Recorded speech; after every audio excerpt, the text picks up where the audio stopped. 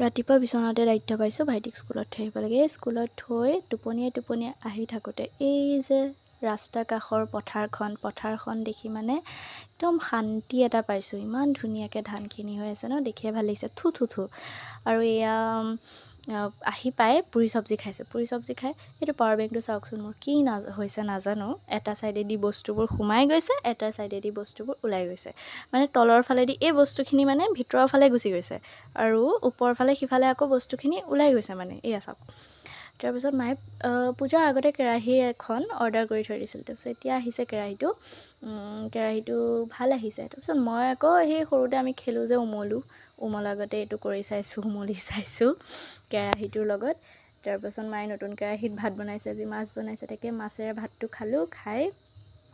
খাই বৈ মই দেউতাৰ লগত ইমান দিনে যে কৈ আছিলোঁ ইণ্টাৰ্ণশ্বিপৰ ৰিপৰ্টখন উলিয়াব গ'লোঁ। ৰিপৰ্টখন উলিয়াবলৈ গ'লোঁ হয়, কিন্তু কম্পিউটাৰ দোকানখন বন্ধ। তাকে আকৌ দেউতাই ভাইটিক আনিব গ'ল, মই আকৌ গাড়ীত উঠি টাউনৰ ফালে গ'লোঁ সেইখন কৰিবলৈ। ঘূৰি আহোঁতে চাওকচোন বেলিটো ইমান ধুনীয়া লাগিছে। সঁচাকৈ অস্ত যোৱা বেলিও কথা কয়। আৰু আহি লগে লগে এই চাহকাপ খাই মাথাটো একদম ঠাণ্ডা লাগি গৈছে, মানে ভাল লাগি গৈছে। এই কানিয়া মানুহ যে চাহ নাখালে ভাল নালাগে।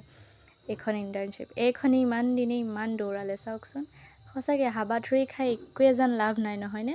কাৰণ দেহাটো মাটিৰ, উশাহবোৰ ভগৱানৰ ধাৰ। আৰু অহংকাৰ কৰিবলৈতো সঁচা অৰ্থত একো নাই। আমি চব ইয়াত ভাড়াতীয়া মানুহহে ন।